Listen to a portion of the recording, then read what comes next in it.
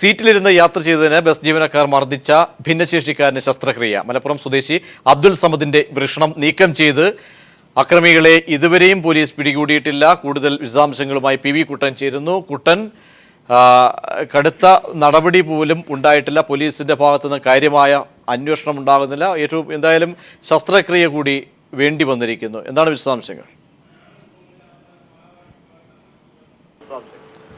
പ്രജീഷ്, മനുഷ്യത്വരഹിതമായ ഒരു സംഭവമാണ് നടന്നിരിക്കുന്നത്. അബ്ദുൾ സമദ് എന്ന് പറയുന്ന മലപ്പുറത്തെ വള്ളിക്കുന്ന് സ്വദേശിയായ ഭിന്നശേഷിക്കാരൻ കഴിഞ്ഞ ബുധനാഴ്ചയാണ് ബസ്സിൽ യാത്ര ചെയ്യുമ്പോൾ ബസ് ജീവനക്കാരുടെ മർദ്ദനമേറ്റത്. ഇദ്ദേഹത്തിന് അടുത്ത കാലത്തായി വികലാംഗ പാസ് ലഭിച്ചിരുന്നു. ഈ പാസുമായി ബസ്സിൽ കയറുകയും അവിടെ ഒഴിഞ്ഞ ഒരു സീറ്റിൽ സമദ് ഇരുന്നു എന്നുള്ളതാണ് സമദ് ചെയ്ത കുറ്റം. സമദ് സീറ്റിൽ ഇരുന്ന ഉടൻ തന്നെ ജീവനക്കാർ വളരെ മോശമായി സമദോട് പെരുമാറുകയും വളരെ ക്രൂരമായ രീതിയിൽ സമദിനെ മർദ്ദിക്കുകയും ചെയ്തു എന്നാണ് നമുക്ക് അറിയാൻ വേണ്ടി സാധിച്ചിട്ടുള്ളത്. ദൃക്സാക്ഷികളിൽ നിന്ന് ലഭ്യമാവുന്ന വിവരം അതാണ്. കഴിഞ്ഞ ബുധനാഴ്ചയാണ് ഈ സംഭവം നടന്നത്. കോഴിക്കോട് ചെമ്മാട് റൂട്ടിലോടുന്ന ബസ്സിൽ വെച്ചാണ് ഈ ആക്രമണം നടന്നത്. കോഴിക്കോട് കിൻഫ്രക്കടുത്ത് ബേക്കറി സാധനങ്ങൾ ഉണ്ടാക്കുന്ന ഒരു ഷോപ്പിലെ പേക്കിംഗ് തൊഴിലാളിയാണ് സമദ്. അദ്ദേഹം പണി കഴിഞ്ഞ് വീട്ടിലേക്ക് പോവുകയായിരുന്നു. ആ ബസ്സിൽ വെച്ചാണ് വളരെ മൃഗീയമായ രീതിയിലുള്ള ആക്രമണത്തിന് സമദ് വിധേയമായത്. വളരെ സാധാരണക്കാരായ വളരെ പാവപ്പെട്ട ഒരു മനുഷ്യനാണ് സമദ്. അതുകൊണ്ട് തന്നെ ഇത്തരം ബസ് ജീവനക്കാരിൽ നിന്നും ഇത്തരത്തിൽ വളരെ മോശമായ രീതിയിലുള്ള പ്രതികരണം ഉണ്ടായതും അതുപോലെ തന്നെ ബസ് ജീവനക്കാർ മൃഗീയമായി മർദ്ദിച്ചതൊന്നും സമദ് സുഹൃത്തുക്കളോടോ ബന്ധുക്കളോടോ ആരോടും പറഞ്ഞില്ല. എന്നാൽ പിന്നീട് വേദന അധികമായപ്പോൾ കഴിഞ്ഞ ഞായറാഴ്ച കോഴിക്കോട് മെഡിക്കൽ കോളേജ് ആശുപത്രിയിൽ ചികിത്സ തേടുകയായിരുന്നു. അപ്പോഴേക്കും സ്ഥിതിഗതികൾ വളരെ ഗുരുതരമാവുകയും ഏറ്റവും ഒടുവിൽ ലഭ്യമാവുന്ന വിവരങ്ങളനുസരിച്ച് സമദിന്റെ വൃഷണം മുറിച്ചു കളഞ്ഞു എന്നാണ് നമുക്ക് അറിയാൻ വേണ്ടി സാധിച്ചിട്ടുള്ളത്. ഇത് ഏറ്റവും പ്രധാനപ്പെട്ട ഒരു കാര്യം, ഏറ്റവും ശ്രദ്ധേയമായ ഒരു കാര്യം, ഇത്തരം ക്രൂരമായ ഒരു ആക്രമണം നടന്നിട്ടും മനുഷ്യത്വരഹിതമായ ഒരു നടപടി ഉണ്ടായിട്ടും ഈ ബസ് ജീവനക്കാർക്കെതിരെ കേസെടുക്കാൻ പോയിട്ട് ഈ വിഷയം സംബന്ധിച്ച് ഒരു അന്വേഷണം നടത്താൻ പോലും പോലീസ് തയ്യാറായിട്ടില്ല എന്നാണ് നമുക്ക് ഏറ്റവും ഒടുവിലായിട്ട് ലഭിക്കുന്ന വിവരം. ഞങ്ങൾ കോഴിക്കോട് പോലീസ് കമ്മീഷണറെ ഇതുമായി ബന്ധപ്പെട്ട് ഈ കാര്യങ്ങളുമായി ബന്ധപ്പെട്ട് അദ്ദേഹത്തോട് സംസാരിച്ചിരുന്നു. എന്നാൽ കോഴിക്കോട് സിറ്റി പോലീസിന്റെ പരിധിയിലല്ല ഈ സംഭവം നടന്നത്. പരപ്പനങ്ങാടി പോലീസ് സ്റ്റേഷന്റെ പരിധിയിലാണ് സംഭവം നടന്നത്. പരപ്പനങ്ങാടി സ്റ്റേഷനിൽ ബന്ധപ്പെട്ടപ്പോൾ ഈ വിഷയവുമായി ബന്ധപ്പെട്ട് ഈ ആക്രമണവുമായി ബന്ധപ്പെട്ട് പരാതി ലഭിച്ചിട്ടില്ല എന്നും അതുകൊണ്ട് കേസെടുത്തിട്ടില്ല, അന്വേഷണം നടത്തിയിട്ടില്ല എന്നുള്ള മറുപടിയാണ് നമുക്കിപ്പോൾ ലഭിച്ചിരിക്കുന്നത്. പ്രജീഷ്, ഒരുപക്ഷെ പി വി കുട്ടൻ, വളരെ അത്രത്തോളം ക്രൂരമായ മർദ്ദനമായിരിക്കുമോ അഴിച്ചുവിട്ടത്? ഇത്രത്തോളം വൃഷണം നീക്കം ചെയ്യുക എന്നൊക്കെ പറയുമ്പോൾ അതിന്റെ തീവ്രത മനസ്സിലാകും. എന്നിട്ട് കൂടി യാതൊരു രീതിയിൽ ഒരുപക്ഷെ പരാതിക്കാരൻ അദ്ദേഹത്തിന്റെ ശാരീരിക അവസ്ഥകളും മാനസികാവസ്ഥകളും കൊണ്ടായിരിക്കാം അദ്ദേഹം പരാതി നൽകാൻ കഴിയാത്ത ഒരു സാഹചര്യത്തിലേക്ക് പോകുന്നത്. അത് മാത്രം മറയാക്കിക്കൊണ്ട് കാര്യങ്ങളെ തള്ളിക്കളയേണ്ട സാഹചര്യമാണോ ഉള്ളത്? എത്രത്തോളം ക്രൂരമായിരുന്നു ആ മർദ്ദനം? പ്രജീഷ്, തീർത്തും ഉത്തരവാദിത്തരഹിതമായ ഒരു സമീപനമാണ് പോലീസിന്റെ ഭാഗത്തു നിന്നും ഉണ്ടായിട്ടുള്ളത്.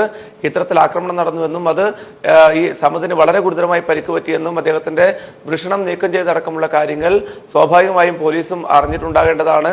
എന്നാൽ ഒരു പരാതി എന്ന് പറയുന്ന ഒരു തീർത്തും സാങ്കേതികപരമായ ഒരു വിഷയം ഉന്നയിച്ചുകൊണ്ട് പരാതി ലഭിച്ചില്ല എന്ന ഒരു കാര്യം ചൂണ്ടിക്കാട്ടിക്കൊണ്ട് ഇതുവരെയും ഈ വിഷയത്തിനകത്ത് ഈ ആക്രമണം സംബന്ധിച്ച് കേസെടുക്കാനോ അത് സംബന്ധിച്ച് അന്വേഷിക്കാൻ ഏത് ബസ്സിലെ ഏത് ജീവനക്കാരനാണ് മർദ്ദിച്ചതെന്നും ആരാണ് ഈ സംഭവത്തിന് പിന്നിലെന്നടക്കമുള്ള പ്രാഥമിക കാര്യങ്ങൾ പോലും അന്വേഷിക്കാൻ പോലീസ് തയ്യാറായിട്ടില്ല. അവർക്ക് കൃത്യമായ ഒരു മറുപടി ഇതുമായി ബന്ധപ്പെട്ട് പരപ്പനങ്ങാടി പോലീസ് സ്റ്റേഷനിൽ ബന്ധപ്പെടുമ്പോഴും പോലീസ് ഉദ്യോഗസ്ഥരെ ബന്ധപ്പെടുമ്പോഴും ഒന്നും തന്നെ അവർക്ക് കൃത്യമായ ഒരു മറുപടി ഇത് സംബന്ധിച്ച് നൽകാൻ കഴിയുന്നില്ല എന്നുള്ളതാണ് യാഥാർത്ഥ്യം. വളരെ ഗുരുതരമായ കൃത്യവിലോപമാണിത്. നമുക്ക് ഒരുപക്ഷെ നേരത്തെ പ്രജീഷ് പറഞ്ഞതുപോലെ തന്നെ സമദിന്റെ ശാരീരികാവസ്ഥ വെച്ചുകൊണ്ടും അദ്ദേഹം പൊതുവിൽ അത്തരത്തിൽ ഒരു വലിയ ബന്ധങ്ങളുള്ള ഒരാളായിരിക്കും, ഒരു സാധാരണക്കാരനായിരിക്കും. അതുകൊണ്ടായിരിക്കും അദ്ദേഹം പരാതി നൽകാൻ വൈകുന്നത്. ഈ മർദ്ദനമേറ്റിട്ട് ഒരാഴ്ചയായിട്ട് പോലും, കഴിഞ്ഞ ബുധനാഴ്ച മർദ്ദനമേറ്റിട്ടും ഈ വിവരം പുറത്തൊരാളോട് പറയാൻ പോലും സമദ് തയ്യാറായിട്ട്, ഒരു പക്ഷേ പേടി കൊണ്ടാകാം അല്ലെങ്കിൽ മറ്റെന്തെങ്കിലും കാരണങ്ങൾ കൊണ്ടായാലും അദ്ദേഹം ഈ മർദ്ദനമേറ്റ കാര്യം പോലും പുറത്തു പറയാൻ തയ്യാറായിട്ടില്ല. പക്ഷേ വേദന കൂടിയപ്പോഴാണ് കോഴിക്കോട് മെഡിക്കൽ കോളേജിൽ അദ്ദേഹം ചികിത്സ തേടിയെത്തിയത്. വളരെ മൃഗീയമായ മർദ്ദനമായിരുന്നു എന്നാണ് സമതിന്റെ ബന്ധുക്കളും ഇപ്പോൾ പറയുന്നത്.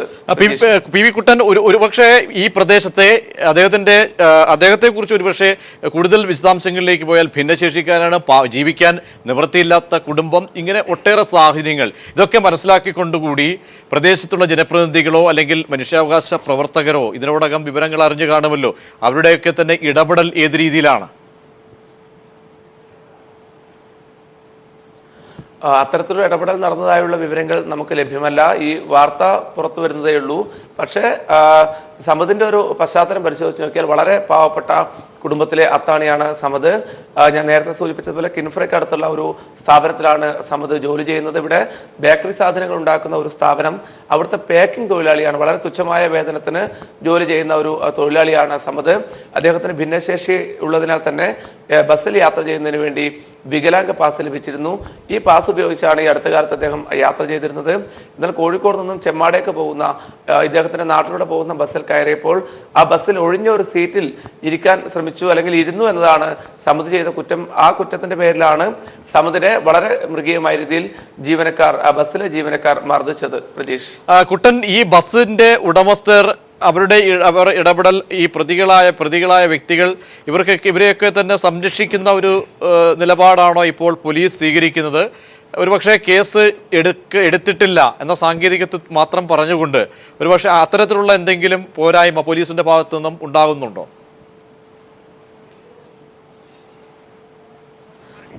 പ്രതീഷ്, ഈ ബസ് ഏതാണ്? കുട്ടനിലേക്ക് മടങ്ങിയെത്താൻ ഇപ്പോൾ സുഗതകുമാരി ടീച്ചർ നമ്മോടൊപ്പം ടെലിഫോൺ ലൈനിൽ ചേരുന്നുണ്ട്. ഒരുപക്ഷെ ടീച്ചർ വളരെ ഞെട്ടിക്കുന്ന ഒരു വാർത്ത, അത് ഭിന്നശേഷിക്കാരനെ മർദ്ദനത്തിന് ശേഷം വലിയ വേദനകളടക്കം കടുത്ത വേദന സഹിച്ച് ഇന്നിപ്പോൾ അദ്ദേഹത്തിൻ്റെ ആ യുവാവിൻ്റെ വൃഷണം നീക്കം ചെയ്യുന്ന ഒരു അവസ്ഥ, വളരെ പ്രാകൃതമായ ഒരു രീതി എങ്ങനെ നോക്കിക്കാണാം? പറഞ്ഞാൽ എനിക്ക് മടുത്തിരിക്കുന്നു പ്രതികരിച്ച് നാട്ടിലെ ക്രിമിനലുകൾ അങ്ങനെ വിഹരിക്കുകയാണ്. അവരെയൊക്കെ പറ്റി അവരെല്ലാം ഓരോ ദിവസവും ക്രിമിനൽ കുറ്റങ്ങൾ, അതികഠിനമായ ക്രൂര കുറ്റങ്ങൾ ചെയ്യുക. ഇതിനെല്ലാം ഞങ്ങളെ പലരോട് പ്രതികരിക്കണം. എന്തെങ്കിലും ഗുണമുണ്ടോ? ആരെങ്കിലും ശ്രദ്ധിക്കുന്നുണ്ടോ? എനിക്ക് മനസ്സിലാകുന്നില്ല മലയാളിക്ക് എന്തോ സംഭവിക്കുന്നു. കഠിനമായ ശിക്ഷ കൊടുക്കണം. ഇങ്ങനെയൊക്കെ കാണിക്കുന്നവർക്ക് അതികഠിനമായ ശിക്ഷ കൊടുക്കണം. അതാണ് വേണ്ടത്. സർക്കാർ അത് ചെയ്യാൻ അതിനുള്ള ധൈര്യം കാണിക്കുന്നില്ല എന്നുണ്ടെങ്കിൽ അതിനുള്ള സമ്മർദ്ദം ചെലുത്തി സർക്കാരിനെ കൊണ്ട് ചെയ്യിക്കണം. ടീച്ചർ, ഒരുപക്ഷെ ഈ കേസിൽ ആ യുവാവ് മർദ്ദനവിധേയനായ വളരെ പാവപ്പെട്ട സാഹചര്യങ്ങളിൽ ജീവിക്കുന്ന യുവാവാണ്. അദ്ദേഹത്തിന് കേസ് കൊടുക്കാൻ പോലും, അല്ലെങ്കിൽ നേരിട്ടെത്തി പോലീസ് സ്റ്റേഷനിൽ കേസ് കൊടുക്കാൻ കഴിയാത്ത അവസ്ഥ, ശാരീരികാവസ്ഥ, മാനസികാവസ്ഥ, ഇതൊക്കെ തന്നെ മനസ്സിലാക്കാൻ കഴിയും.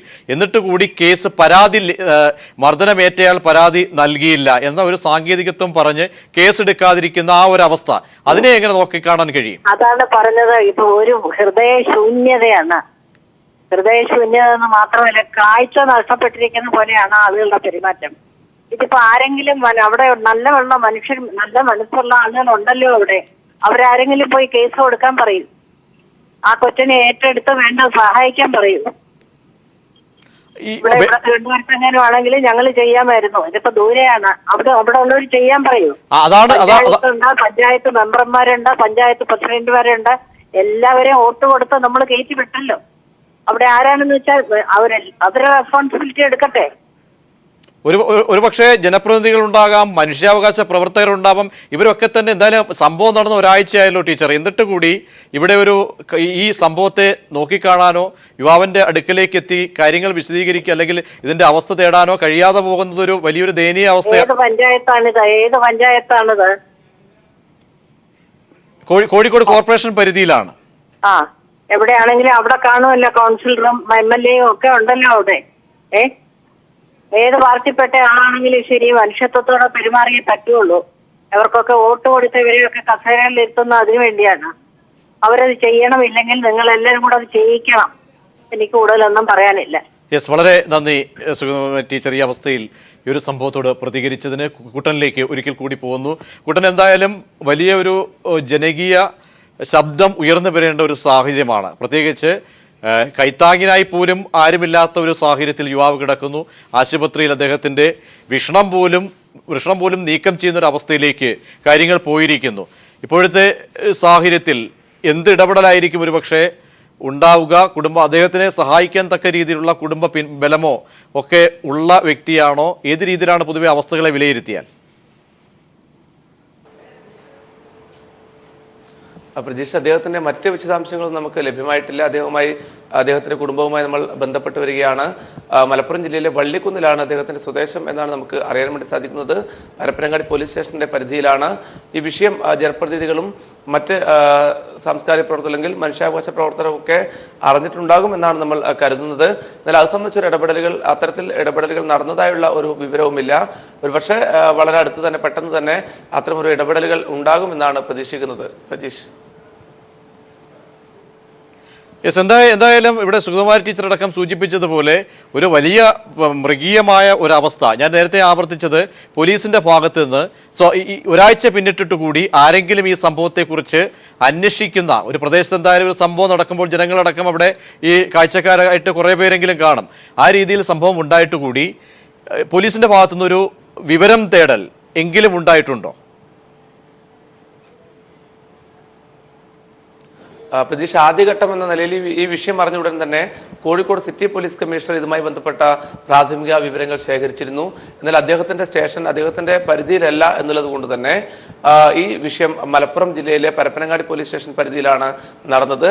അതുകൊണ്ട് തന്നെ ഇതുമായി ബന്ധപ്പെട്ട കേസ് അന്വേഷിക്കേണ്ടതും കേസ് എടുക്കേണ്ടതും ഇവർക്കെതിരെ നടപടി എടുക്കേണ്ടതും അവിടുത്തെ പോലീസാണ്. എന്നാൽ അവിടെ ബന്ധപ്പെട്ടപ്പോൾ അത്തരം ഒരു നടപടിക്രമങ്ങളും ഇതുവരെ ആരംഭിച്ചിട്ടില്ല. പ്രാഥമികമായ നടപടികൾ പോലും ആരംഭിച്ചിട്ടില്ല എന്നാണ് നമുക്ക് അറിയാൻ വേണ്ടി സാധിക്കുന്നത്.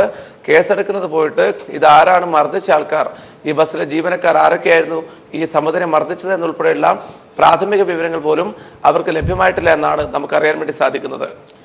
പി കുട്ടനാണ് വിശദാംശങ്ങൾ നൽകിയത്. കോഴിക്കോട് സീറ്റിലിരുന്നതിന് യാത്ര ചെയ്തതിന് ബസ് ജീവനക്കാർ മർദ്ദിച്ച ഭിന്നശേഷിക്കാരന്റെ ശസ്ത്രക്രിയ മലപ്പുറം സ്വദേശി അബ്ദുൽ സമദിന്റെ വൃഷണം നീക്കം ചെയ്തു. അക്രമികളെ ഇതുവരെയും പോലീസ് പിടികൂടിയിട്ടില്ല. പോലീസിന്റെ ഭാഗത്തുനിന്നും കടുത്ത നിരുത്തരവാദപരമായ നടപടിയാണ് ഉണ്ടാകുന്നത്. വിശദാംശങ്ങളാണ് പി കുട്ടൻ നൽകിയത്.